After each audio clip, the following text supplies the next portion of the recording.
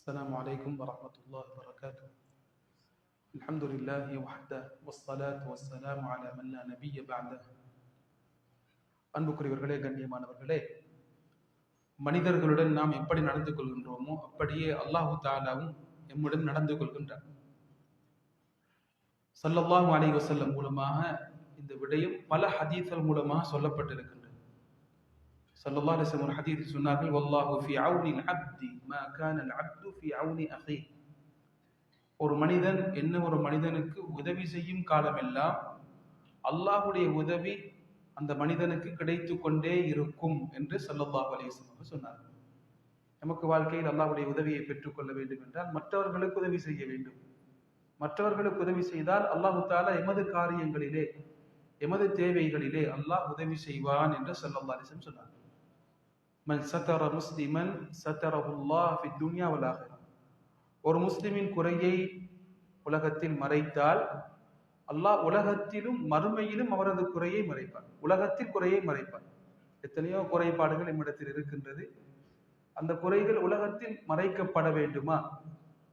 ஒரு முஸ்லிமுடைய குறையை கண்ணால் காணும் பொழுது அதை மறைக்க வேண்டும்.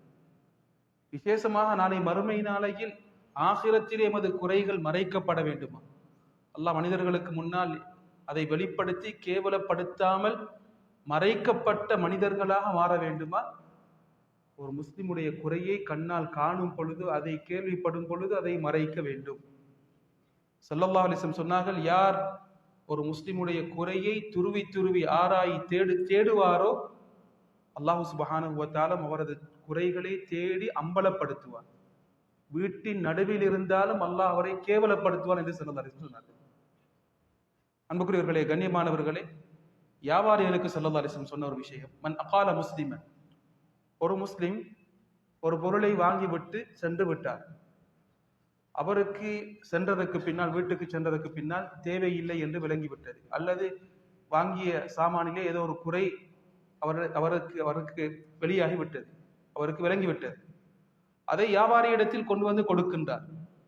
இந்த சந்தர்ப்பத்தில் அந்த வியாபாரி கட்டாயம் இதை ஏற்றுக்கொள்ள வேண்டும் என்பது இல்லை. ஆனால் அவர் கொண்டு வந்த பொருளை ஏற்றுக்கொள்கின்றார். நாளை மறுமை நாளையிலே அல்லாஹ் சுப்ஹானஹு வ தஆலா அவரது தவறுகளை மன்னித்து அவரை ஏற்றுக்கொள்கின்றார் என்று ஸல்லல்லாஹு அலைஹி வஸல்லம் அவர்கள் ஹதீஸிலே சொன்னார்கள். யாரெல்லாம் உலகத்தில் மற்றவர்களுக்கு இரக்கம் காட்டுகின்றார்களோ அவர்களுக்கு அல்லாஹ் சுப்ஹானஹு வ தஆலா இரக்கம் காட்டுகின்றான் என்று நபி ஸல்லல்லாஹு அலைஹி வஸல்லம் ஹதீஸிலே சொன்னார். அன்ஃபிக் யப்ன ஆதம், ஏ மனிதனே நீ செலவழி, யுன்ஃபக் அலைக், உனக்கு செலவழிக்கப்படும்.